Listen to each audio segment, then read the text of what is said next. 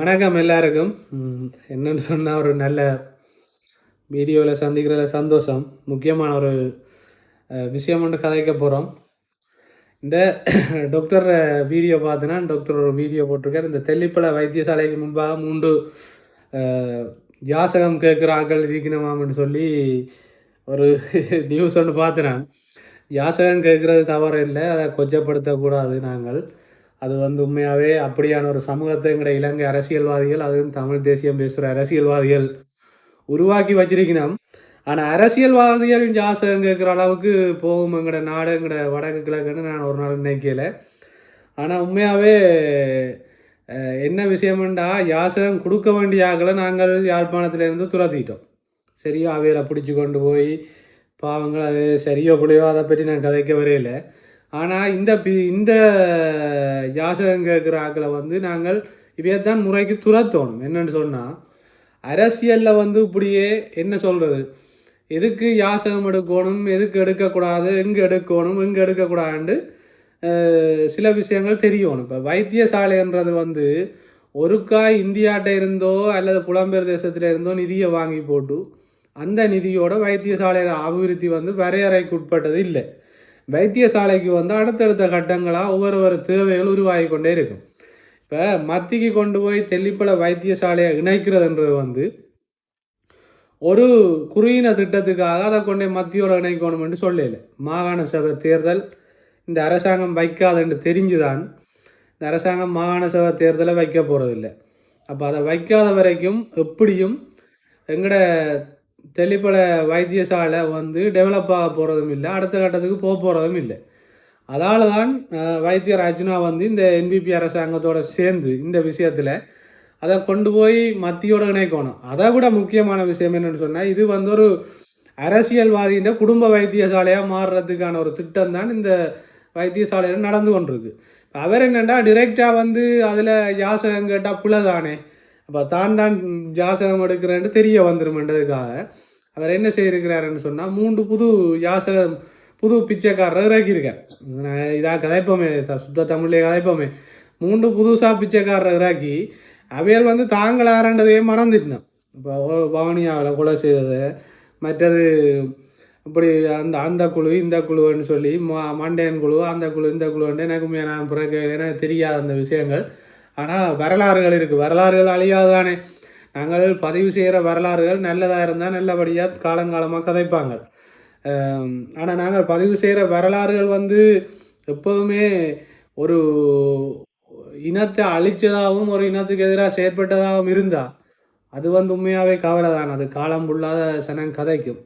கொலைகாரர் எல்லாம் தர்மம் பண்ணுறேன்னு சொன்னால் அது எப்படி ஏற்றுக்கொள்வது?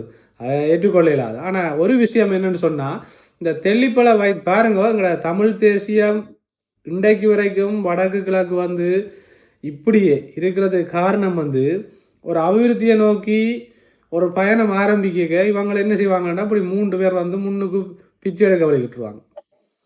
குந்தி இருந்து நாங்கள் அதை செய்கிறோம், நாங்கள் இந்த அணியை பிடுங்குறோம், நாங்கள் அந்த அணியை பிடுங்குறோம், நாங்கள் அதுக்கு மதிலை கட்டுறோம், நாங்கள் இதுக்கு மதிலை கட்டுறோம், நாங்கள் அங்கேருந்து காசு கொண்டு வரோம், இங்கேருந்து காசு கொண்டு வரோம். சரி, ஓகே, நீங்கள் இந்தியாவிட்டேருந்து நிதியை கொண்டு வர போகிறீங்களா, தெல்லிப்பள வைத்தியசாலையை விடுங்க, அது மத்தியில் அது டெவலப் ஆகட்டும். யாழ்ப்பாணத்தில் ஒரே ஒரு வைத்தியசாலை மட்டும்தானே இருக்குது. இப்போ என்ற கேள்வி பிள்ளையாக இருந்தால் நீங்கள் கீழே கமெண்ட் பண்ணுவோம். யாழ்ப்பாணத்தில் எத்தனை வைத்தியசாலை இருக்குது? எத்தனை வைத்தியசாலைக்கு இன்னும் அடிப்படை வசதியே இல்லாமல் இருக்குது? இப்போ உங்களுக்கு இந்தியாவில் இருந்து நீங்கள் விஜய்கிட்ட கதைக்காது அதில் ஒரு பெரிய அரசியல் இருக்குது. அது டாக்டர் போய் அங்கே எல்லாம் கதைச்சு எல்லா விஷயத்தையும் செய்து போட்டு அவர் அதுக்குரிய ஐடியாவோட வரைக்கும் இந்த உள்ளால போய் கதைச்சு என்ன கதைச்சவர் என்ன செய்தவர் என்று கேட்டு டாக்டர் ஒரு விஷயத்தை செய்ய போகிறார். இந்திய அரசாங்கம் இப்போ தன்னிச்சையாக போய் டாக்டர்கிட்டே தூக்கி கொண்டே கொடுக்க போகிறோம் இல்லை தானே. காசு இப்போ ஒரு மாகாண சபை வந்தால் டாக்டர்கிட்ட கொடுக்கலாம், அவர் முதலமைச்சராகவோ ஒரு அமைச்சராகவோ இருந்தால். இப்போ அரசாங்கத்தின் கூட தானே எல்லாத்தையும் செய்யலாம், சட்டமன்றம் ஒன்று இருக்குது தானே. அப்போ இப்போ என்ன செய்ய போயினோம்டா, ஆரோ அங்கே எல்லாத்தையும் போய் இடித்து முறிச்சு கையில் விழுந்து காலில் விழுந்து ஏதோ எல்லாம் செய்து போட்டு வர ஒன்று. இதில் 3 விதமான நோக்கத்தோடு இவங்க செயற்படுறாங்க. ஒன்று தாங்கள் பிச்சை எடுக்கணும், சரியோ. அடுத்தது 6வது போடுற பிச்சையை தாங்கள்லாம் எடுத்த பிச்சைன்னு சொல்லணும். அடுத்தது வந்து இன்னும் ஒருத்தன் கொண்டு வந்து அந்த ஹாஸ்பிட்டலை டெவலப் பண்ணுறது வந்து அவற்றுக்கு பேர் வந்துடும், அல்லது அந்த அரசாங்கத்துக்கு பேர் வந்துடும், அல்லது வேறு ஒரு ஆள் அந்த பேர் எடுத்துருவினா அந்த பேரையும் நாங்கள் எடுக்கணும். 3 பிச்சையும் நாங்கள்லாம் எடுத்துனாங்கன்றதை இந்த உலகத்துக்கு காட்டணுன்றதுல வந்து குறுகியாக இருக்கணும். இது வந்து தனியாக இந்த 3 பிச்சைக்காரர்கிட்ட செயற்பாடாக நான் பார்க்கிறேன். என்ற தனிப்பட்ட கருத்து. இந்த 3 பிச்சைக்காரரை நிப்பாட்டி விட்டுருக்கிறது வந்து மூத்த பிச்சைக்காரர் கயந்திரமார் பொன்னம்பலம். அவர் என்னன்னு சொன்னால் டிரெக்டாக தான் இதில் இறங்கினா வந்து சனம் வந்து கண்டுபிடிச்சிடும். அதால் இவங்களை எல்லாருமே வெளியே அடிபடுவாங்க, உள்ளுக்கு எல்லாருமே ஒன்று தான். ஃபோனில் எடுத்து கதைப்பாங்க.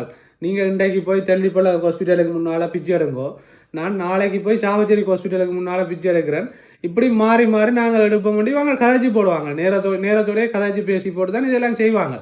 ஏன்னு சொன்னால் இவைக்கு எல்லை தானே பிரித்து கொடுத்துருக்கு. இப்போ கயந்திரமார் பொன்னம்பலத்துக்கு கொடுத்துருக்கிற எல்லை வந்து அவர் பிச்சை எடுக்கிறதுக்குரிய இடம் வந்து தைய டிவி அறைக்கு முன்னால், அடுத்த வந்து இப்போ தெல்லிப்பளை ஆஸ்பத்திரி அவருக்கு அதுதான் கொடுத்துருக்கு. இப்போ சிறுதன் நம்பிக்கை வந்து கிளிநொச்சியில் கொடுத்துருக்கு. அது வந்து அவருக்கு அங்கே கொடுத்துக்கிடாது. அதை மாதிரி இவியலுக்கு ஒரு இடம் இல்லாமல் இருந்தது, இப்போ இடத்தை பிரித்து கொடுத்துட்டாங்க. இப்போ நீங்கள் இதில் நின்று எடுங்கோன்னு சொல்லி எடுங்கோ, பிரச்சனை இல்லை, எடுக்கிறதுல அரவாசி எனக்கு தாங்கன்ட்டு கயந்திரம் சொல்லி போட்டார். அதாலவே வந்து நிற்கணும். இப்போ என்னண்டா இது நகைச்சுவையாக நான் கதைச்சாலும் ஏன் நான் இப்படி கதைக்கிறேன்டா சில விஷயங்கள் எங்களுக்கு விளங்கணும். இதில் என்ன அரசியல் நடக்குது? இப்போ அரசியலில் வந்து நாங்கள் அரசியலை வந்து அப்படி இப்படி என்று கதைச்சா உண்மையாகவே என்ன போல ஏழை மக்களுக்கும் பாமர மக்களுக்கும் என்ன போல உண்மையாகவே அரசியல் அறிவு இல்லாதவர்களுக்கும் உண்மையாக விளங்காது. அதால் தான் நான் இப்படி கதைக்கிறேன். நீங்கள் பிள்ளையாக விளங்கி கொள்ளாங்க. இந்த பிச்சை இப்படி பிஸ்கெட்டுகள் அப்படி என்று கதைக்கிறதுக்கு காரணம் வந்து ஒரு செய்தி வந்து சரியான முறையில் போய் சேரணும். அந்த செய்தி வந்து மக்கள் மனசில் ஆழமாக பதியணுன்றதுக்காக தான் இப்படியான விஷயங்களை கதைக்கிறேன். சில விஷயங்கள் எனக்கும் கதைக்க தெரியும், ஆனால் அதை கதைச்சா எங்களுக்கு விளங்காது. இப்போ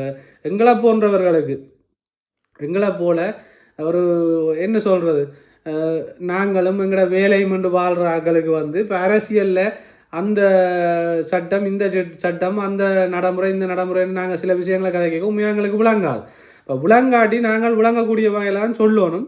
இப்போ நான் இவையை சொல்கிறதுக்கு காரணம் வந்து வந்து அரசியலில் பிச்சைக்காரர் தான். ஏனெண்டா ஒரு மக்களுக்கான அரசியலை நீதியாக நேர்மையாக செய்ய தெரியாத ஆக்கள்லாம் எங்கேயாவது ஒரு வாசலில் குந்தி இருந்து அதை வச்சு பிச்சை எடுக்கணும், அரசியல் செய்யணும்னு யோசிக்கிறார்கள்லாம் இப்போ இந்த தெல்லிப்பளை வைத்தியசாலை சம்பந்தமான ஒரு நல்ல மத்திக்கு கொடுத்து அந்த வைத்தியசாலையை டெவலப் பண்ண போகிறோம்ன்ற ஒரு விஷயம் வரையக்க உண்மையான மக்களுக்கான அரசியல்வாதியாக இருந்தால் சரி, அர்ச்சுனா ராமநாதனும் என்பிபி அரசாங்கமும் சேர்ந்து தெல்லிப்பளை வைத்தியசாலைக்குரிய டெவலப்மெண்ட்டை பார்க்கணும், சரி அதை மத்திக்கு கொடுக்கணும்.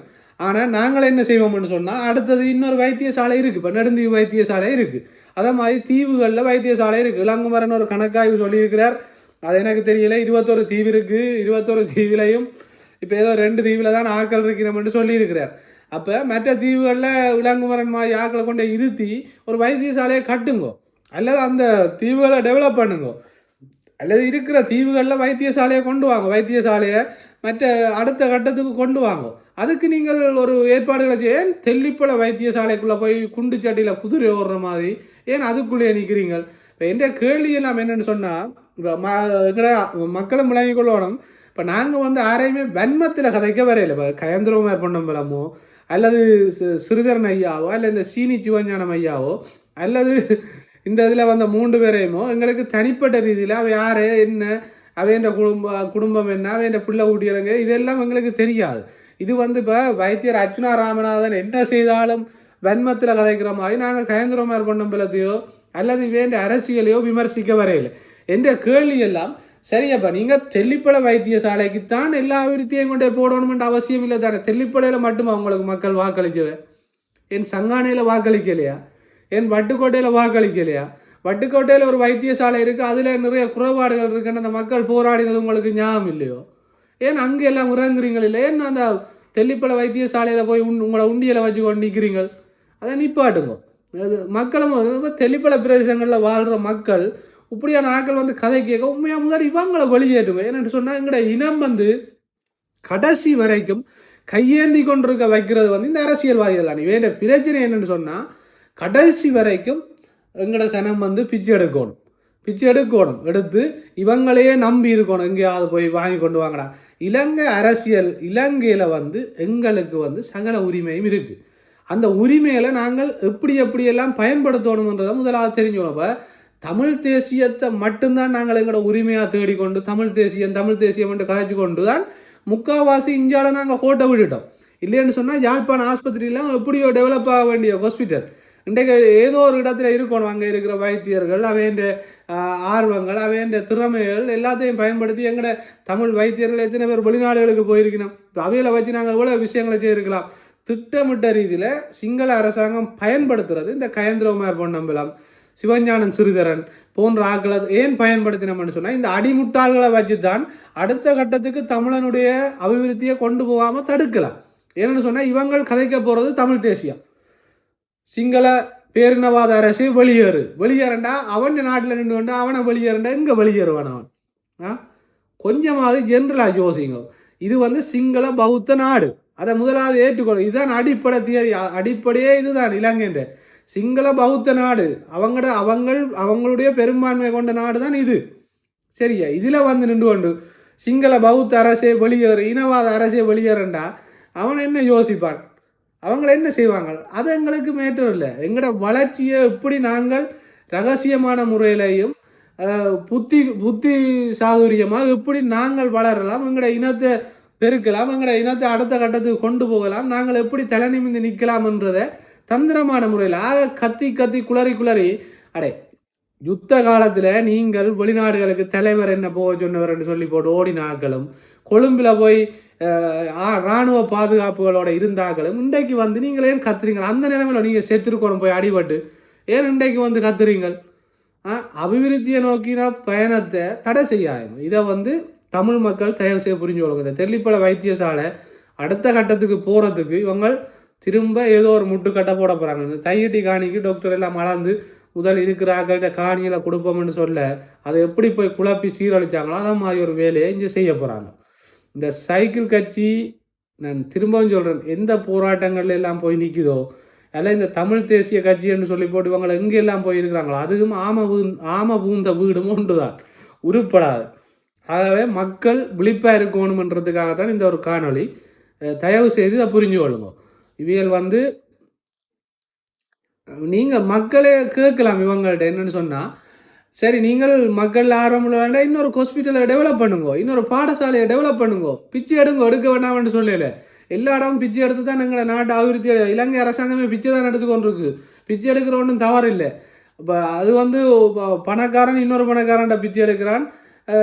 இது குறைஞ்ச இனியில் என்ற ஒரு ஏழ்மை நிலையில் இருக்கிறார்கள், இன்னும் கொஞ்சம் அவங்கள விட பணக்காரன்ட்ட பிச்சை எடுக்கிறாங்க. எல்லாருமே ஒரு ஆள் மாறி பிச்சை தான் எடுத்துக்கொண்டிருக்கிறோம். அது ஒன்றும் தவறில்லை. எடுக்கிற பிச்சையை சரியாக எடுத்து சரியானதை கொண்டு போடுங்க. அதுதான் பிச்சை எடுக்கிறதுல இருக்கிற தியரி. உலகை கொள்ளுங்க. நன்றி, வணக்கம். இன்னொரு வீடியோவில் சந்தி.